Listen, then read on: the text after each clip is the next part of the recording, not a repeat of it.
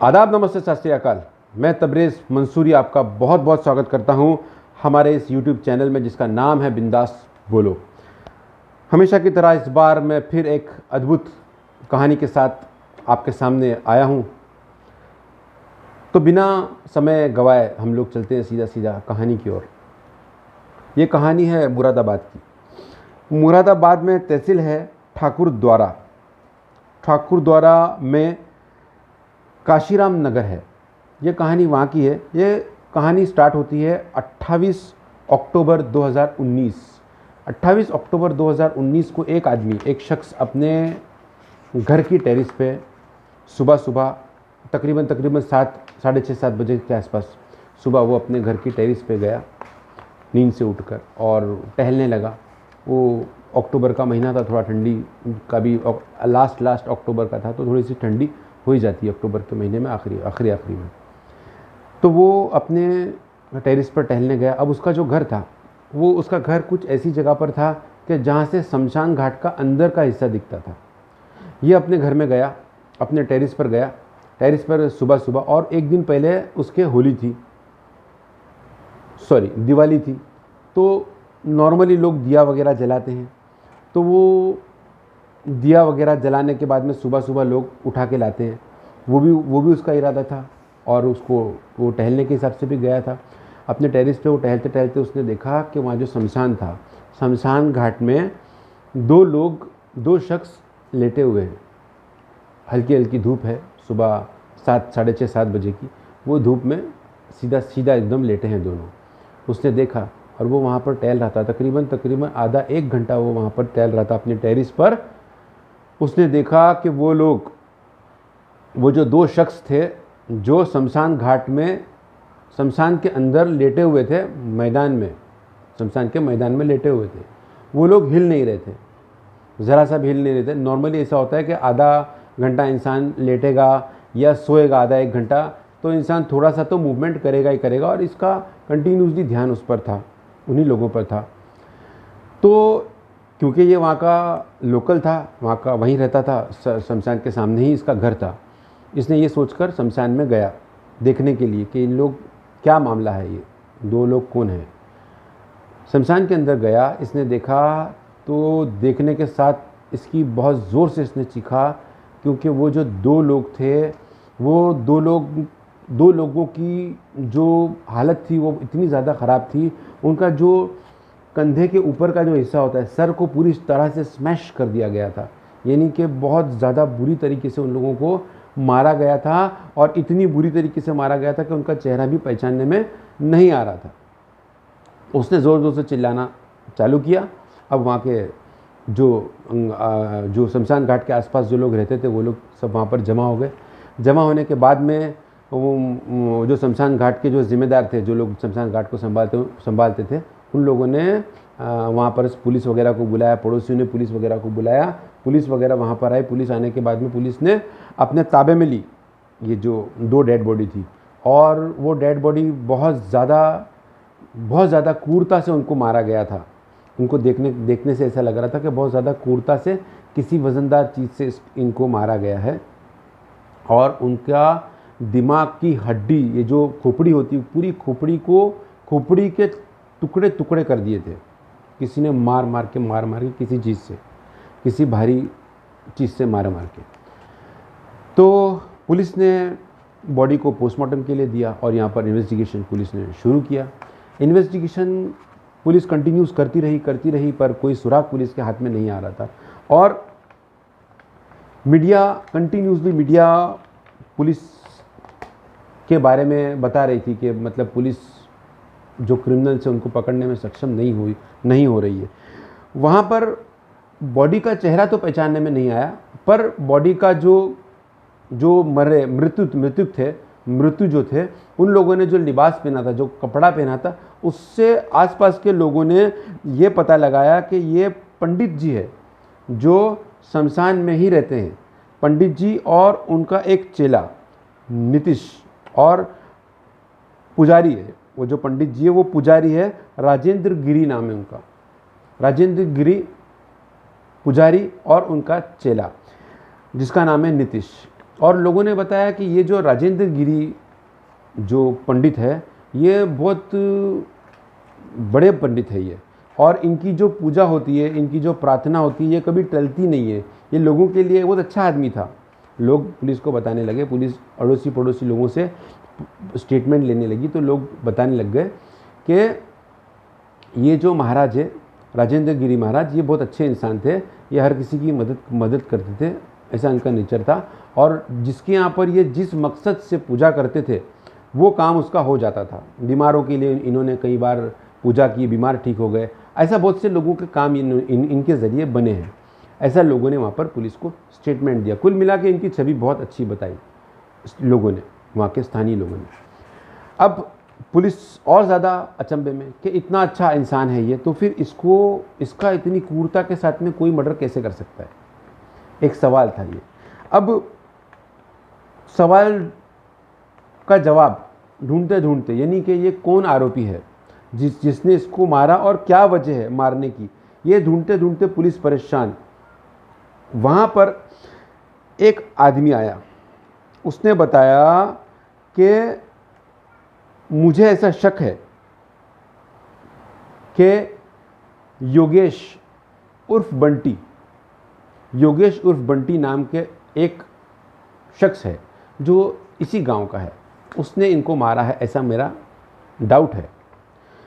इतने दिनों के बाद कोई एक नाम कम से कम पुलिस के सामने आया कि हो सकता है ये है, कोई एक डाउट। वो डाउट पे पुलिस एकदम अलर्ट हो गई, और पुलिस अलर्ट होने के साथ में तुरंत के तुरंत पुलिस की एक टीम उसको लेने के लिए निकली, और पुलिस ने उसको लेकर आई, उसको अरेस्ट करके लाए बंटी को।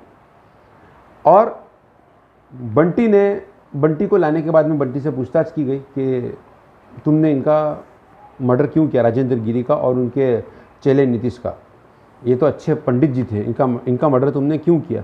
अब उसने एकदम से इनकार कर दिया कि नहीं, बंटी ने एकदम से इनकार किया कि नहीं, मैंने इनका मर्डर नहीं किया हूँ सर।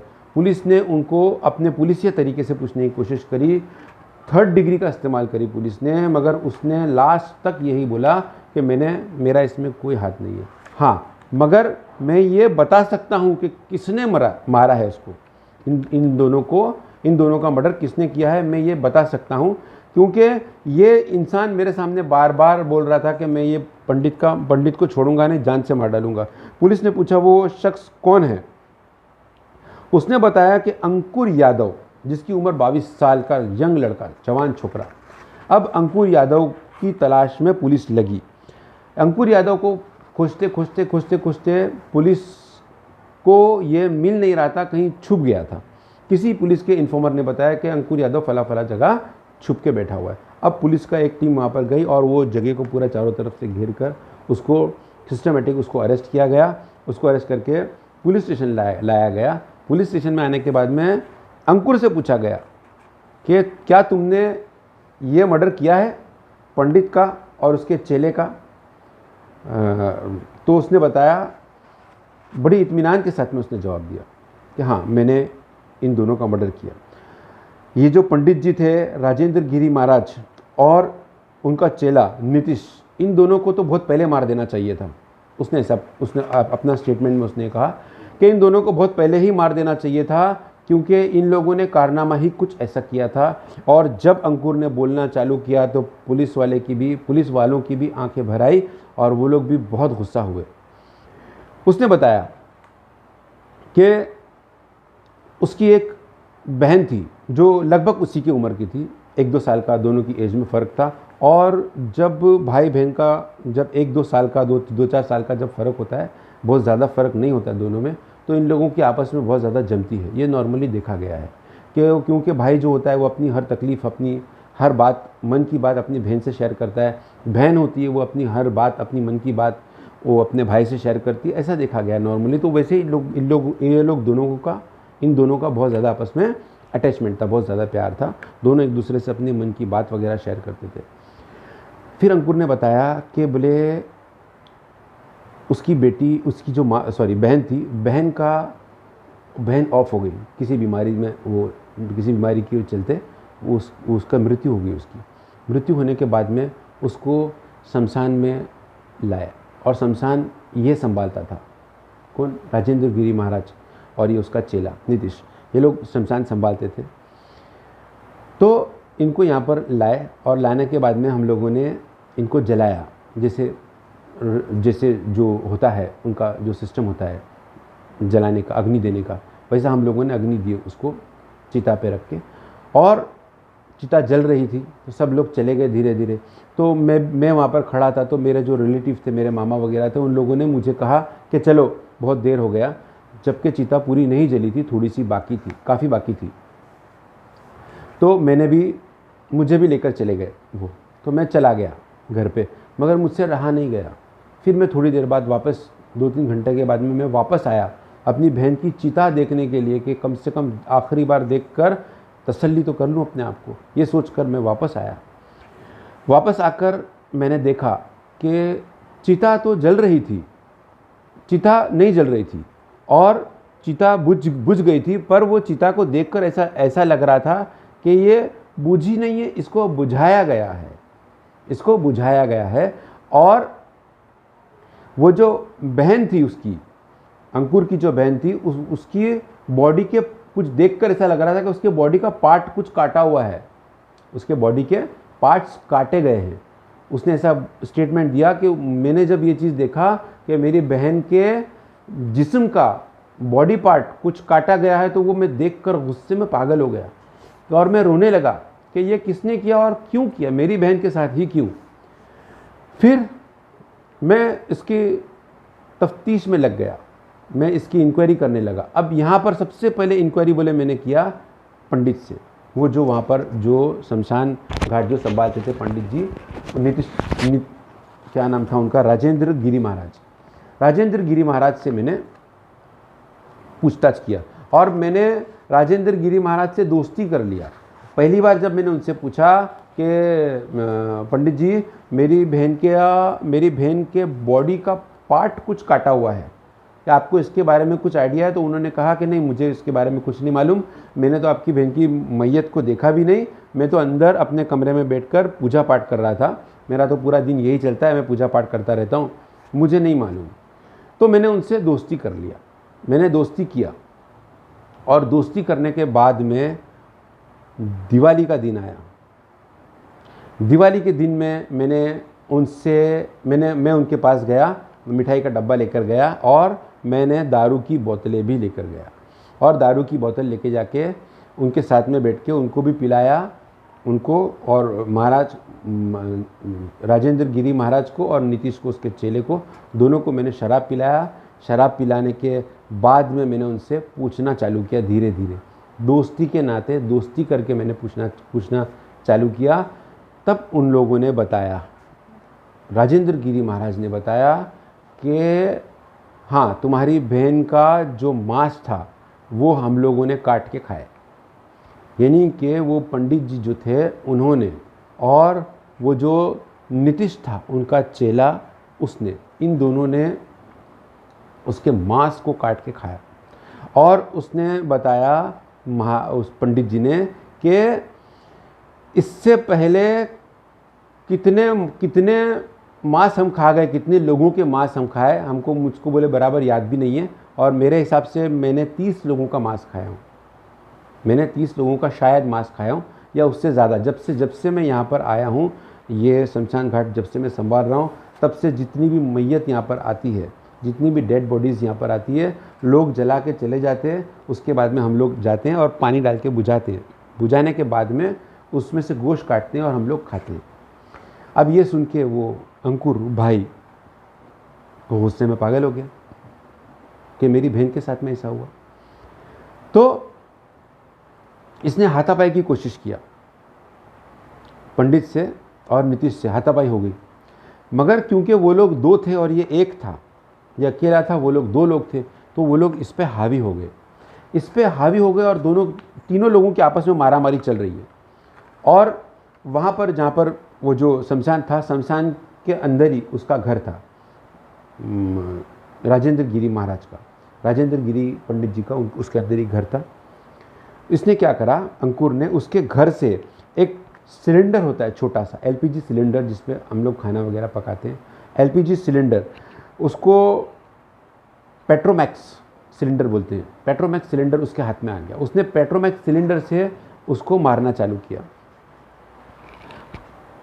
पंडित को और राजेंद्र गिरी महाराज को और नीतीश को, दोनों को इसने मारना चालू किया। और पहले पंडित के सर पे लगा, सर पे लगने से वो गिर गया, फिर इसने नीतीश के भी सर पे मारा, वो भी गिर गया। और इसने वो सिलेंडर से, छोटे सिलेंडर से उन लोगों के सर पे मारा। उसके बाद में बोले, उसने बताया अंकुर ने कि मैं गुस्से में बहुत ज़्यादा पागल था, वहाँ पर फावड़ा पड़ा था, फावड़े का जो पीछे का जो हिस्सा होता है, ऐसा फावड़ा होता है, उसका जो पीछे का जो हिस्सा होता है, वो हिस्से से मैंने उनको मारा, सर पे मारा। और जब तक मारता गया, जब तक वो लोग मर नहीं गए। ये सुनकर सारे पुलिस वाले हैरान हो गए। अब पुलिस को ऐसा लगा कि ये तो आरोपी है, हो सकता है ये पुलिस की हमदर्दी के लिए या लोगों की हमदर्दी के लिए झूठ बोल रहा है, वजह कुछ और हो। पुलिस ने वहाँ पर इन्वेस्टिगेशन किया अड़ोस पड़ोस में, यानी वो जो शमशान घाट था उस इलाके में पुलिस ने लोकल लोगों को बुलाया, लोकल लोगों से पूछताछ की पुलिस ने।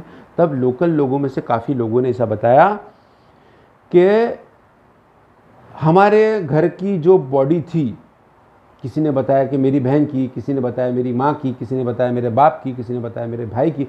ऐसा जो बॉडीज जो हम लोग जलाने जाते थे, जलाने के बाद में हम लोग आ जाते थे, मगर जब हम नेक्स्ट डे जाते थे तो हमको बॉडी अधूरी मिलती थी, कटी हुई मिलती थी। तो हम लोग नॉर्मली ये सोच रहे थे अब आज तक का कि शायद कोई जानवर ने खा गया, मगर अब मालूम पड़ रहा है कि वो जानवर ने नहीं, ये 2 दरिंदों ने खाए थे। तो इस तरह तकरीबन 20 से 25 लोग, वहाँ के लोकल लोग सामने आए और लोकल लोगों ने बताया कि हमारे साथ में भी ऐसा ऐसा हुआ है। तब जाके पुलिस को अंकुर की स्टेटमेंट पे विश्वास हुआ, भरोसा हुआ। अब मगर क्योंकि कत्ल हुआ था, वो भी एक नहीं 2, पुलिस छोड़ नहीं सकती थी, भले कितना भी हमदर्दी हो, कानून के खिलाफ बात जाती। पुलिस ने उसको अरेस्ट किया। उसको अरेस्ट करने के बाद में पुलिस ने उसको कोर्ट में खड़े किया। और क्योंकि अंकुर के तरफ हमदर्दी जाती थी बहुत ज़्यादा, और मीडिया में भी सब उसके बारे में चलने लगा कि अंकुर ने शैतानों का नाश किया है करके। तो लोगों की हमदर्दी, कोर्ट की हमदर्दी, पुलिस की हमदर्दी वो अंकुर की तरफ चली गई, अंकुर की तरफ चली गई। कोर्ट ने इसको कुछ 1.5-2 साल की सज़ा दी, छोटी मोटी कुछ सज़ा देकर दी अंकुर को। और अंकुर जेल में है और अभी छूटने के कगार पे है। ये वाक़या है 2019 का, 28 अक्टूबर 2019 का।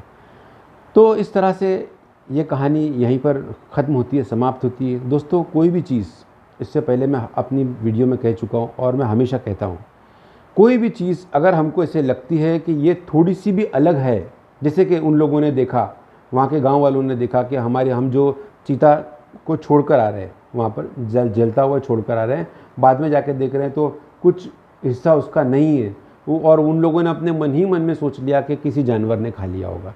ऐसा नहीं। अगर आपको ऐसा कोई भी अद्भुत चीज़, थोड़ी सी अलग चीज़ अगर लगे तो तुरंत के तुरंत कानून का सहारा लीजिए, पुलिस का सहारा लीजिए। आप यकीन मानिए, पुलिस इंतज़ार में रहती है कि कोई शिकायत लेकर आए इस तरह के किसी भी घटना की। तो पुलिस का सहारा लीजिए, हर एक चीज़ में सतर्क रहिए। अगर आपको ये हमारी वीडियो पसंद आई तो इसको लाइक और सब्सक्राइब ज़रूर करिए। अभी फिर मिलेंगे दूसरी एक वीडियो के साथ में, नई और अद्भुत कहानी के साथ में। तब तक के लिए नमस्कार।